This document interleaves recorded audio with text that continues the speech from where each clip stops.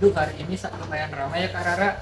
Sampai saya bingung kadang harus mendahulukan pesanan yang mana, apalagi kalau ada yang pesan take away dan dine in bersamaan. Memang begitu, Andi. Dinamika di kafe itu cepat dan penuh kejutan. Tapi justru disitulah seninya. Bagaimana kita bisa memastikan semua pelanggan terlayani dengan baik dan efisien tanpa merasa terburu-buru.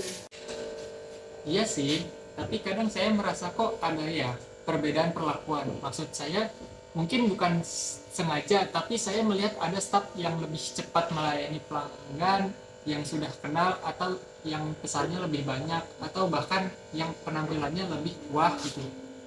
Nah, itu poin penting yang sering saya tekankan. Pelayanan universal itu kuncinya, tidak boleh ada perbedaan dalam pelayanan. Entah itu karena penampilan, usia, jumlah pesanan, latar belakang, atau bahkan mood kita sendiri.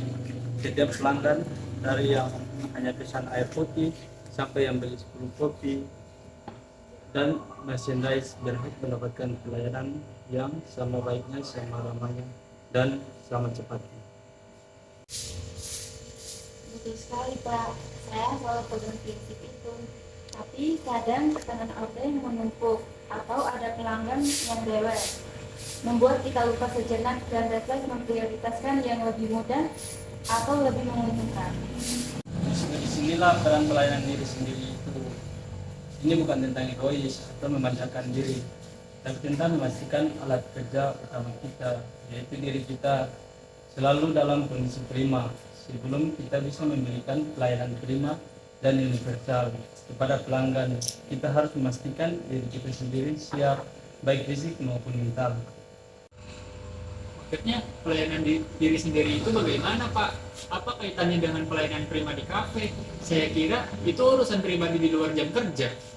Bukan hanya di luar jam kerja, ini tentang bagaimana kita mempersiapkan diri sebelum dan selama jam kerja. Ini meliputi beberapa hal. Yang pertama yaitu kesehatan fisik dan mental yang optimal. Pastikan kita cukup istirahat, makan teratur, dan mengelola stres. Kalau kita lelah, kurang tidur, atau pikiran tidak tenang karena masalah pribadi, bagaimana bisa fokus meracik kopi dengan takaran cepat, mengingat detail pesanan, atau tersenyum ramah sepanjang hari. Tubuh dan pikiran yang segar adalah mood utama. Selanjutnya yang kedua, pengetahuan produk dan keterampilan yang mendalam. Terus belajar dan meningkatkan kompetensi. Jangan malas membaca SOP baru, mencoba resep baru di waktu luang, memahami profil rasa setiap biji kopi yang kita punya, atau menguasai fungsi-fungsi mesin espresso dan alat seduh lainnya.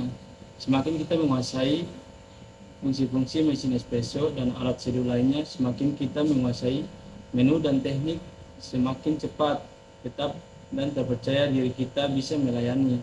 Yang ketiga yaitu sikap profesional dan empati. Jaga emosi, bersikap ramah, dan tunjukkan empati.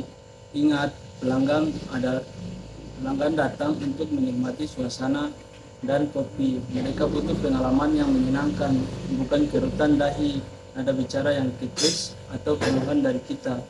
Pelanggan mungkin sedang punya hari yang buruk, senyum dan sapaan tulus dari kita bisa jadi mood booster bagi mereka. Dan yang terakhir yaitu inisiatif dan proaktif dalam lingkungan kerja.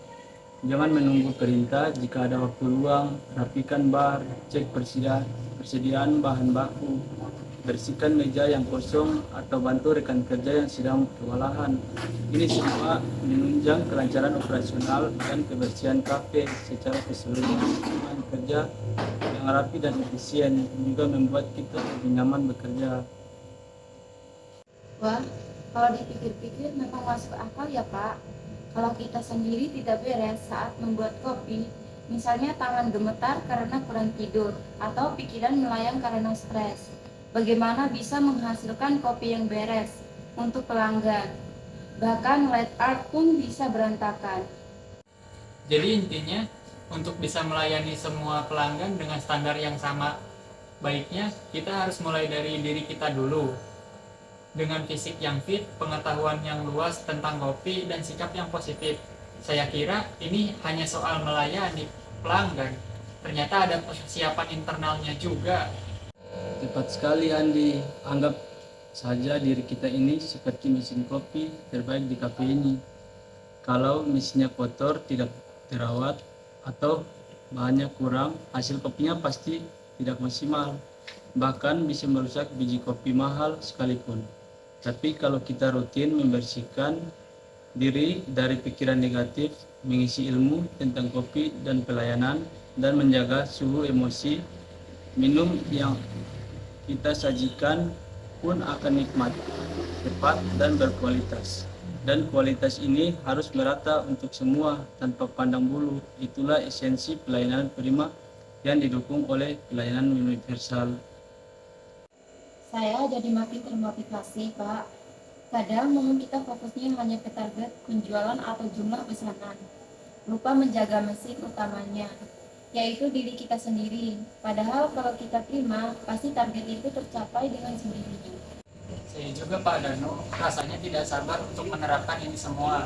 Saya ingin setiap pelanggan yang datang ke sini, siapapun mereka, merasakan kopi terbaik dan pelayanan terbaik dari kami. Saya akan mulai dengan memastikan tidur cukup dan membaca buku resep kopi lebih baik. Bagus sekali, Andi. Itu langkah awal yang tepat.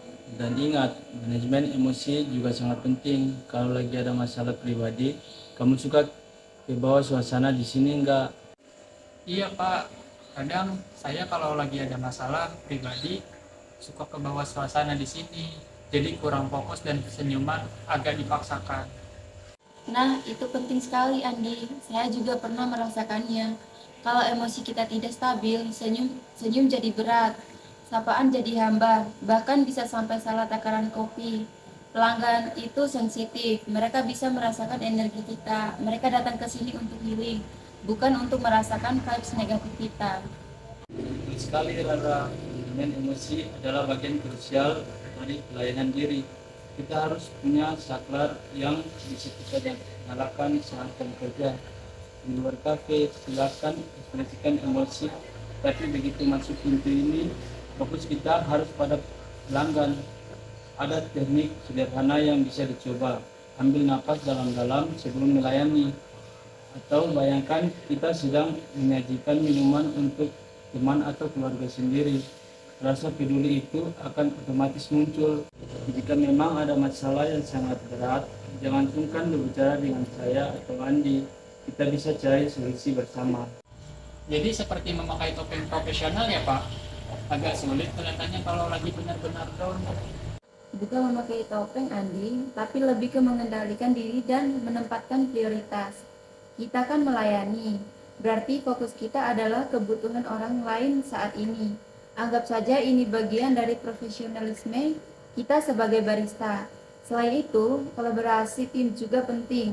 Kalau kita lihat teman sedang kewalahan atau ekspresinya kurang baik, kita bisa saling backup atau tanya ada apa. Itu juga bentuk pelayanan diri dan pelayanan tim. Nah, Rara benar, membangun lingkungan kerja yang sportif juga termasuk dalam pelayanan diri secara tidak langsung. Kalau tim solid, saling membantu dan saling mengingatkan, beban pribadi bisa sedikit terbagi. Itu akan sangat membantu dalam menjaga kualitas pelayanan secara keseluruhan. Misalnya, kalau Andi lagi bad mood, Rara bisa menawarkan diri untuk menangani pelanggan di kasir sementara Andi fokus membuat kopi, atau sebaliknya, saling menguatkan itu penting. Wah, jadi support system dari teman kerja juga berpengaruh ya. Saya jadi teringat, kemarin pas saya kesulitan meracik latte art, Kak Rara langsung membantu dan memberikan tips. Itu sangat membantu saya menjaga mood agar tidak frustasi. Saya merasa tidak sendiri. Tentu saja, Andi, kita kan satu tim. Pelayanan prima bukan hanya usaha individu, tapi juga hasil kerjasama.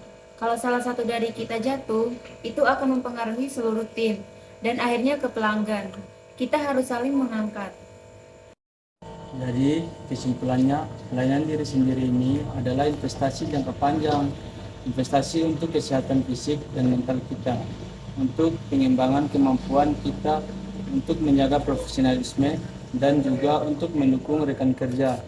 Pada akhirnya, semua ini akan kembali ke kita dalam bentuk kepuasan kerja dan tentu saja kepuasan pelanggan yang merata untuk semua tanpa diskriminasi. Ini akan membuat pelanggan kembali lagi dan merekomendasikan kafe kita. Saya semakin mengerti sekarang, Pak Danu. Rasanya tidak sabar untuk menerapkan ini semua. Saya ingin setiap pelanggan yang datang ke sini, siapapun mereka, merasakan kopi terbaik dan pelayanan terbaik dari kami. Saya akan mulai dengan menjaga diri saya sendiri dulu. Semangat Andi, kita bisa kok. Yang penting konsisten dan niat tulus untuk melayani. Ingat, setiap interaksi adalah kesempatan untuk membuat hari seseorang lebih baik. Bagus. Ingat, detail kecil dalam pelayanan diri kita bisa membuat perbedaan besar bagi pengalaman pelanggan. Dari senyum tulus, sapaan hangat, sampai latte art yang sempurna. Teruslah belajar, teruslah peduli, dan teruslah menjadi versi terbaik dari diri kalian. Terima kasih banyak atas bimbingannya, Pak Danu, Kak Rara. Saya jadi lebih yakin dan termotivasi sekarang. Saya merasa lebih siap menghadapi hari-hari ramai di kafe. Sama-sama Andi, kita semua belajar dan berkembang bersama di sini. Kualitas kafe ini ada di tangan kita. Mari kita buat kafe ini bukan hanya tempat minum kopi, tapi juga tempat di mana orang merasa dihargai. Betul sekali, dan ingat, umpan balik dari pelanggan juga penting. Jangan takut menerima kritik, itu justru peluang untuk memperbaiki diri dan kafe kita. Bahkan, terkadang kita bisa proaktif menanyakan apakah ada lagi yang bisa kami bantu, atau bagaimana rasa kopinya hari ini. Itu menunjukkan kita peduli. Mari kita wujudkan kafe ini sebagai contoh pelayanan prima yang sesungguhnya.